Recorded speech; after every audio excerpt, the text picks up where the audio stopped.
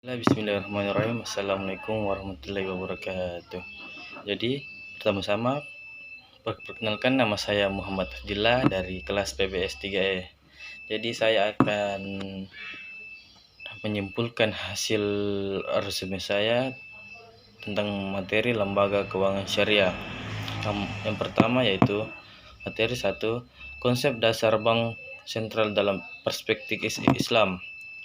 Bank sentral adalah sebuah instansi atau lembaga keuangan yang memiliki tanggung jawab atas suatu kebijakan moneter dan melahirkan lingkar aktivitas ekonomi yang stabil dalam suatu negara. Dalam suatu negara, lingkar stabilitas ekonomi sangat tergantung pada nilai mata uang yang berlaku dalam proses perjalanannya. Tercatat ada 3 bank yang pernah menjadi bank sentral di negara ini, yaitu DJFASC Bank, Bank Nasional Indonesia atau BNI, dan BI. Yang kedua, konsep dasar otoritas jasa keuangan dalam perspektif Islam. OJK adalah lembaga yang dibentuk berdasarkan Undang-Undang Nomor 21 Tahun 2011 yang berfungsi menyelenggarakan sistem pengaturan serta pengawasan yang terintegritas terhadap keseluruhan kegiatan di dalam sektor jasa keuangan dan sektor jasa non-keuangan yang meliputi sektor perbankan, pasar modal, perasuransian, dana pensiun, lembaga pembiayaan, serta lembaga jasa keuangan lainnya. Dengan dibentuknya OJK diharapkan mampu mendukung kepentingan sektor. Yang ketiga yaitu bank syariah. Bank syariah merupakan salah satu instrumen keuangan syariah yang paling dominan di antara lembaga keuangan syariah lainnya. Upaya intensif pendirian Bank Islam disebut oleh Peraturan Perundang-undangan Indonesia sebagai bank syariah. Di Indonesia dapat ditelusuri sejak tahun 1988, yaitu pada saat pemerintah mengeluarkan paket kebijakan Oktober atau Pakto yang mengatur deregulasi industri perbankan di Indonesia sampai akhirnya berhasil didirikan bank muamalat dan diikuti bank-bank lainnya.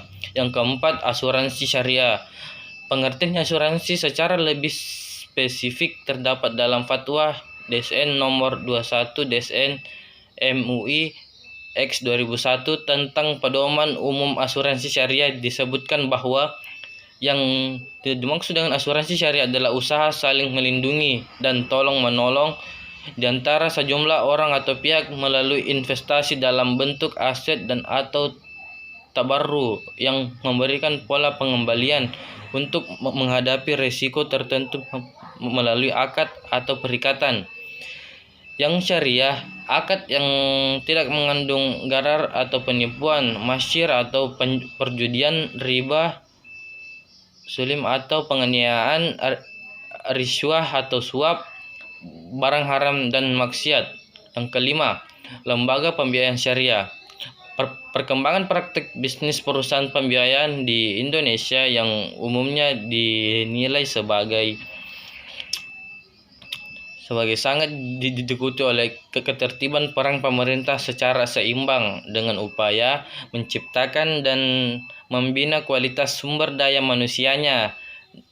Juga pemerintah sepatutnya bersikap tanggap melakukan perlindungan hukum dan aturan-aturan yang profesional dan proporsional sehingga dapat menjamin tercipta iklim investasi yang berkelanjutan bagi bangsa dan rakyat Indonesia. Yang keenam, pengadilan syariah.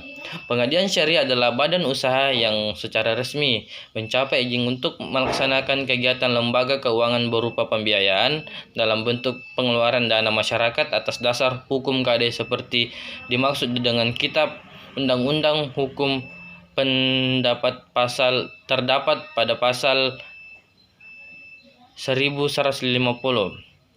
Yang ketujuh, dana pensiun syariah.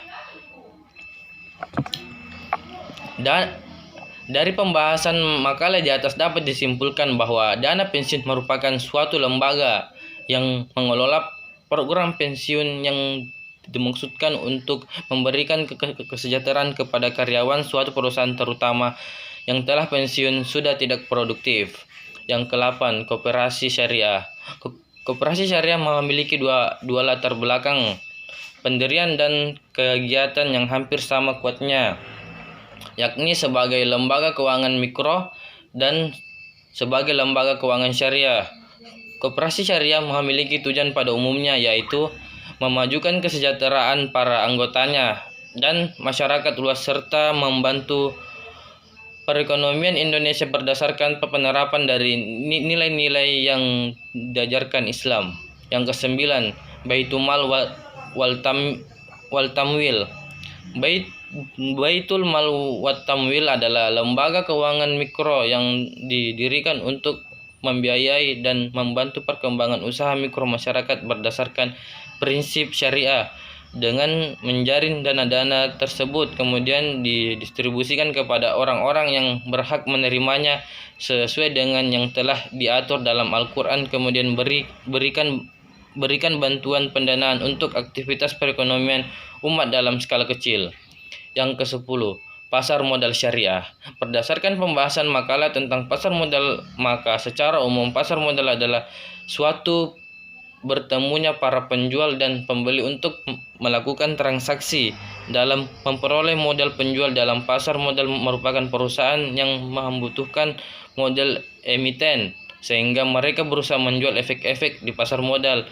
Sedangkan pembeli atau investor adalah pihak yang ingin membeli modal di perusahaan yang menurut mereka menguntungkan.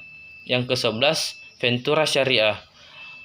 Modal ventura syariah yakni penanaman modal dilakukan oleh lembaga keuangan syariah untuk jangka waktu tertentu, dan setelah itu lembaga keuangan tersebut melakukan divestasi atau menjual bagian sahamnya kepada pemegang saham perusahaan.